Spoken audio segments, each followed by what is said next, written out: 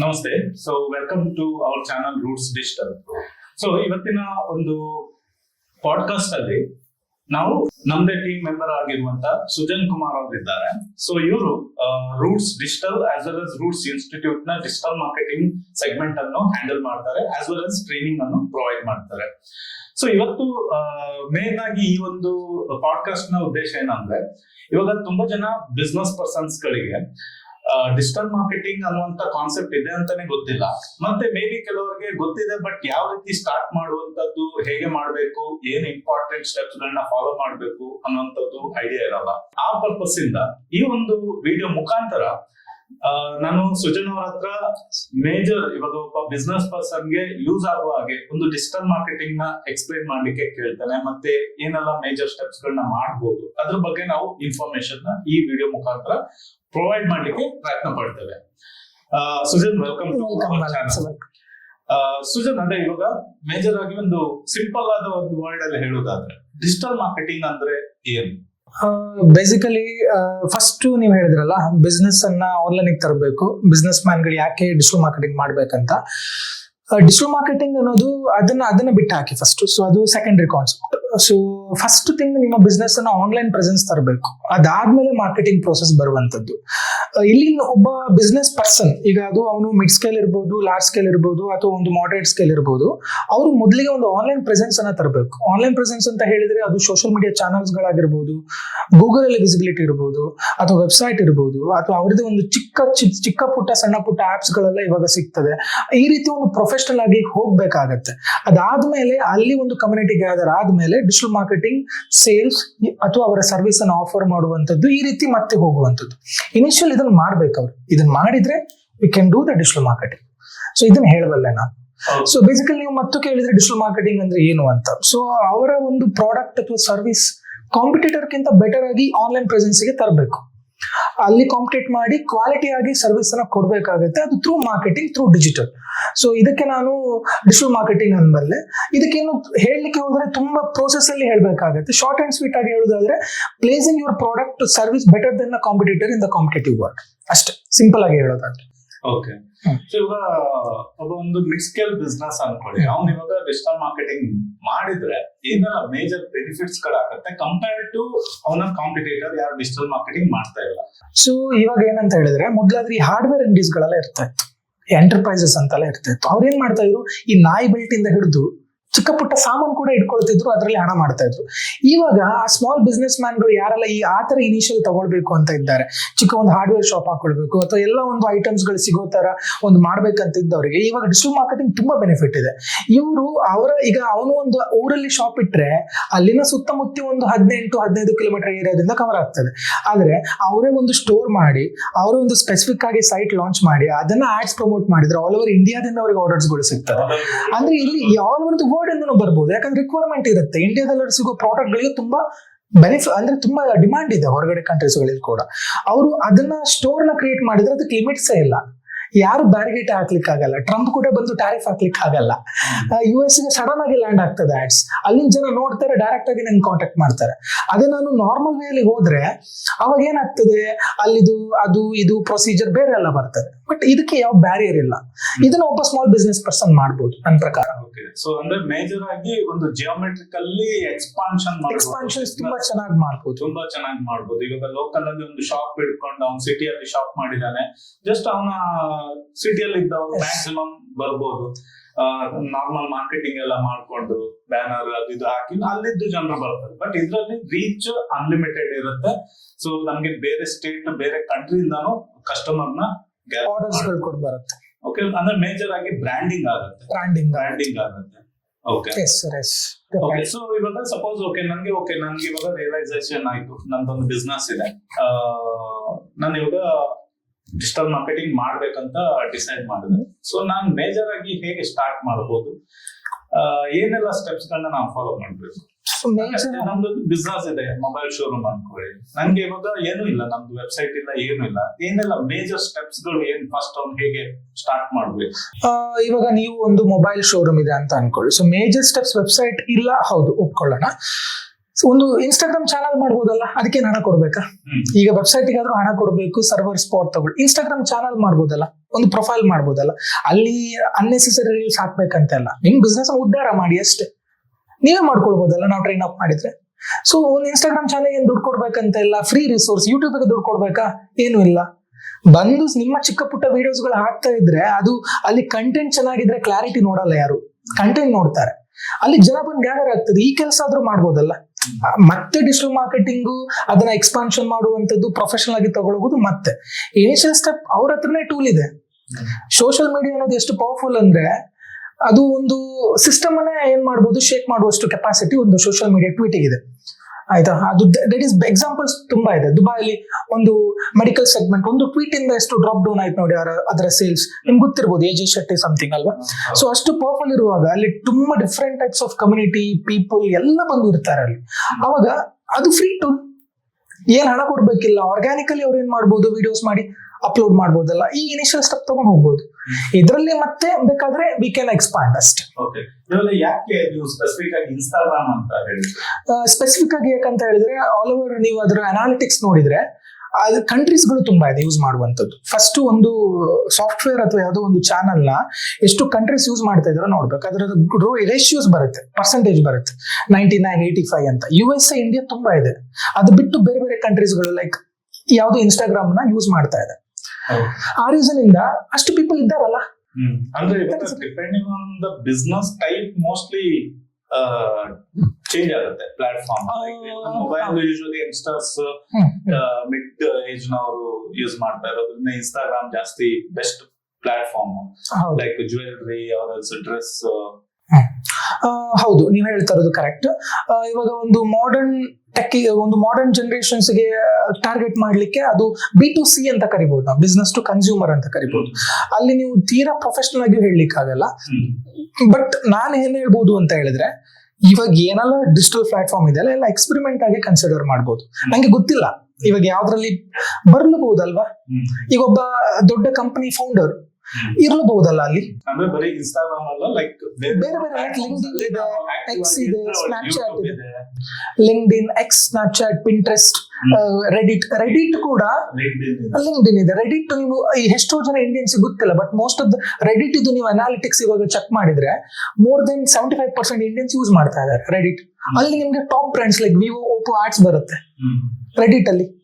ಅಂದ್ರೆ that is competitive. Exact like ನಮ್ಗೆ Instagram type ಕಾಣ್ತದೆ. ಅದು ರೀಲ್ಸ್ ಒಂದು ಆಪ್ಷನ್ ಇಲ್ಲ ಅಷ್ಟೇ, ಬಟ್ ಅದೊಂದು ನ್ಯೂಸ್ ಪೇಪರ್ ಟೈಪ್ ಕಾಣ್ತದೆ ನಿಮ್ಗೆ ಕಾಣ್ಲಿಕ್ಕೆ. ಬಟ್ ಈ ತರದೆಲ್ಲ ಚಾನೆಲ್ಸ್ ಗಳಿದೆ, ನಾವು ಎಕ್ಸ್ಪೆರಿಮೆಂಟ್ ಆಗಿ ಕನ್ಸಿಡರ್ ಮಾಡ್ಬೋದು. ನನ್ನ ಬಿಸ್ನೆಸ್ ಬಗ್ಗೆ ಅಲ್ಲಿ ಹೋಗಿ ಪ್ರಮೋಟ್ ಮಾಡ್ತೀನಿ, ಆಡ್ಸ್ ರನ್ ಮಾಡ್ತೀನಿ, ಮತ್ತೆ ನೋಡುದು ಅಲ್ಲಿ ಹೇಗೆ ಜನರ ಕನ್ವರ್ಷನ್ಸ್ ಬರ್ತದೆ, ಅವ್ರ ರೆಸ್ಪಾನ್ಸ್ ಹೇಗಿರ್ತದೆ ಅಂತ. ಓಕೆ, ಇಲ್ಲಿ ತುಂಬಾ ಬಿಸ್ನೆಸ್ ಮ್ಯಾನ್ ಗಳ ರೆಸ್ಪಾನ್ಸ್ ಬರ್ತಾ ಇದ್ರೆ ಐ ಕ್ಯಾನ್ ಕನ್ಸಿಡರ್ ಓಕೆ ಇಲ್ಲಿ ಈ ಕಂಟೆಂಟ್ ವರ್ಕೌಟ್ ಆಗಲ್ಲ. ಫೈನಲ್ ಆಗಿ ಐ ಶುಡ್ ಅನಲೈಸ್ ಮಾಡ್ಬೇಕು.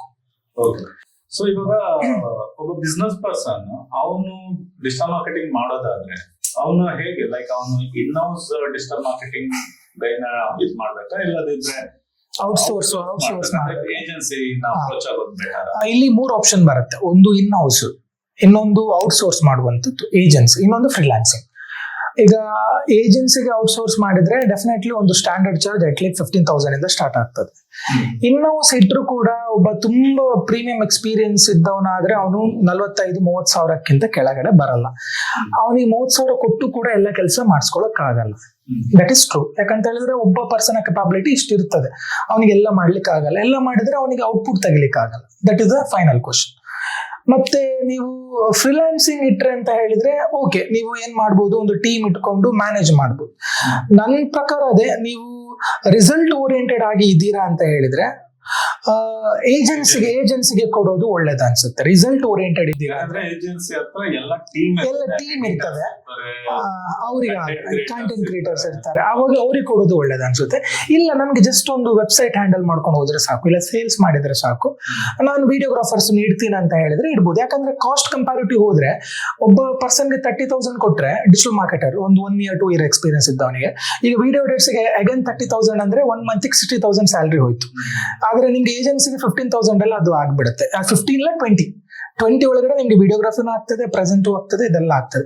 ಮತ್ತೆ ಬೇಕಿದ್ರೆ ನೀವು ಇಂಟರ್ನ್ ಯಾರಾದ್ರೂ ಒಂದು ಕಮ್ಮಿ ಅಮೌಂಟ್ಗೆ ಹೈರ್ ಮಾಡ್ಕೊಂಡು ನಿಮ್ದು ಮ್ಯಾನುಫ್ಯಾಕ್ಚರಿಂಗ್ ಪ್ರೋಸೆಸ್ ಅದು ನಿಮ್ದು ಇನ್ ಹೌಸ್ ನೆಲ್ಲ ಹೈಲೈಟ್ ಮಾಡಿಸಬಹುದು ಒಬ್ಬ ಇನ್ ಹೌಸ್ ನ ಇಟ್ಟು. ಆದ್ರೆ ಅದೇ ಮೋಸ್ಟ್ ನೀವು ಆಕ್ಯುರೇಟ್ ಆಗಿ ನೋಡ್ತಾ ಇದ್ರೆ ಏಜೆನ್ಸಿ ಕೊಡೋದು ಒಳ್ಳೇದು. ಏಜೆನ್ಸಿ ಕೊಡುವಾಗ್ಲೂ ಕೂಡ ನಿಮ್ ಕ್ವಶನ್ಸ್ ಬರ್ತದೆ ಅಲ್ವಾ, ಯೂಶಲಿ ಯಾರಿಗೆ ಕೊಟ್ರೆ ಒಳ್ಳೇದು, ಹೇಗ್ ನಾವು ಕನ್ಸಿಡರ್ ಮಾಡ್ಬೇಕು. ಅದೇ ಯಾರನ್ನೂ ಕೂಡ ಜಡ್ಜ್ ಮಾಡಕ್ಕಾಗಲ್ಲ, 1 ಮಂತ್ ನೀವು ವೇಟ್ ಮಾಡ್ಬೇಕಾಗತ್ತೆ.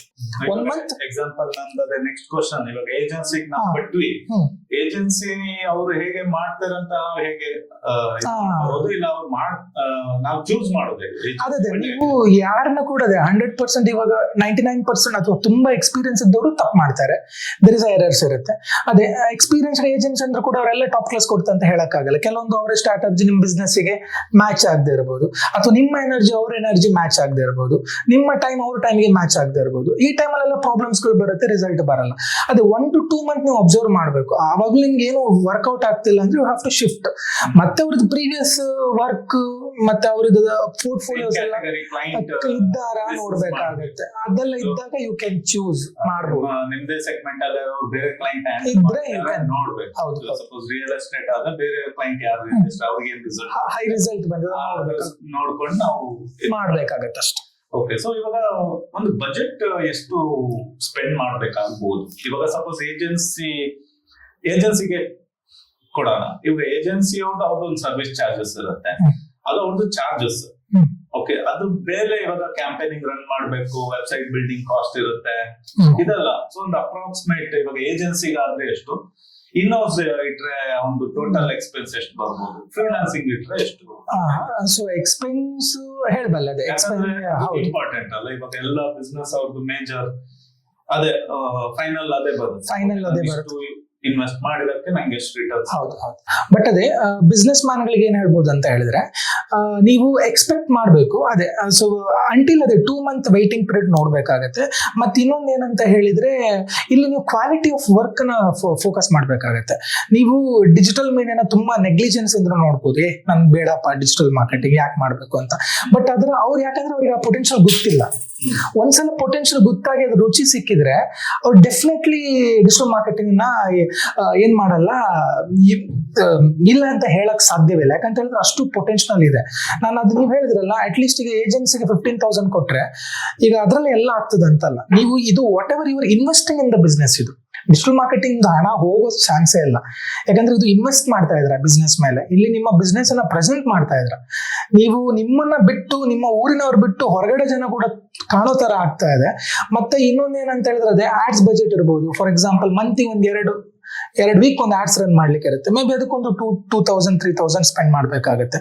ನೀವೀಗ ಒಂದು ನ್ಯೂಸ್ ಪೇಪರ್ ಅಲ್ಲಿ ಆಡ್ಸ್ ಕೊಟ್ರೆ ಅದು ಯಾರು ನೋಡಿದ್ರು ಯಾರು ಬಿಟ್ಟಿದ್ರು ಗೊತ್ತಾಗಲ್ಲ. ಅದೇ ನೀವು ಡಿಜಿಟಲ್ ಮಾರ್ಕೆಟಿಂಗ್ ಅಲ್ಲಿ 300 ರೂಪಾಯಿ ರನ್ ಮಾಡಿದ್ರೆ ಎಕ್ಸಾಕ್ಟ್ ನಿಮ್ಗೆ ಎಷ್ಟು ಜನ ನೋಡಿದ್ರೆ, ಅದರಲ್ಲಿ ಮೆನ್ ರೇಷಿಯೋ ಎಷ್ಟು, ವುಮೆನ್ ರೇಷಿಯೋ ಎಷ್ಟು, ಅದರ್ ರೇಷಿಯೋ ಎಷ್ಟು, ಮತ್ತೆ ನಿಮ್ಗೆ ಯಾವ ರೀಸನ್ ಇಂದ ಬಂತು, ಅವರಿಗೆ ಅವ್ರು ಮಾಡಿರೋ ಮೆಸೇಜ್ ನಿಮ್ಮ ಹತ್ರ ಕಾಂಟ್ಯಾಕ್ಟ್ ಮಾಡ್ಬೇಕಾ, ಎಕ್ಸಾಕ್ಟ್ ನಿಮ್ಗೆ ಸಿಗ್ತದೆ. ಅವರಿಗೆ ಗೊಂದಲವೇ ಇರಲ್ಲ ಡಿಜಿಟಲ್ ಮಾರ್ಕೆಟಿಂಗ್ ಅಲ್ಲಿ. ನೆಕ್ಸ್ಟ್ ಹೋಗ್ತದೆ, ಅದು ಒಂದು 3,000 ಸ್ಪೆಂಡ್ ಆಗ್ಬೋದಾ. ಮತ್ತೆ website is one time build cost, ಅದು ಸರ್ವರ್ ಚಾರ್ಜಸ್ ಅಥವಾ ಅವ್ರ ಬಿಲ್ಡಿಂಗ್ ಕಾಸ್ಟ್ ಇರ್ತದೆ. ಇಟ್ ಡಿಪೆಂಡ್ಸ್ ಆನ್ ಅವ್ರ ರಿಕ್ವೈರ್ಮೆಂಟ್. ಅವರು 40-50 ಪೇಜ್ಗೆ ಅದೇ ರೇಟ್ ಇರ್ತದೆ, ಹೇಳಲಿಕ್ಕೆ ಆಗಲ್ಲ. ಅದು ಸೀಸನ್ ಅದು ಲೈಕ್ ಡಿಪೆಂಡ್ಸ್ ಆಗ್ತದೆ.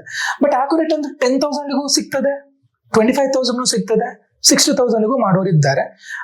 10,000ಗಾದ್ರೆ ಒಂದು ಸಿಂಪಲ್ ಅವ್ರದೊಂದು ಸ್ಟೋರ್ ತರ ಕಾಣ್ಲಿಕ್ಕೆ, ಒಂದು ಹೋಮ್ ಪೇಜ್, ಅದರಲ್ಲಿ ಒಂದಿಷ್ಟು ಇನ್ಫಾರ್ಮೇಶನ್ಸ್ ಅವ್ರ ಬಗ್ಗೆ, ಒಂದು ಸೆಕ್ಷನ್, ಒಂದು ಕಾಂಟ್ಯಾಕ್ಟ್ ಫಾರ್ಮ್, ಇದೊಂದು 10,000 ಆಗ್ಬಿಡುತ್ತೆ. ಅದು ಫಾರ್ ಎವರ್ ಇರ್ತದಲ್ಲ, ಲೈಫ್ ಟೈಮ್ ಇರ್ತದಲ್ಲ ಅದ್ ಮಾಡಿರೋದು.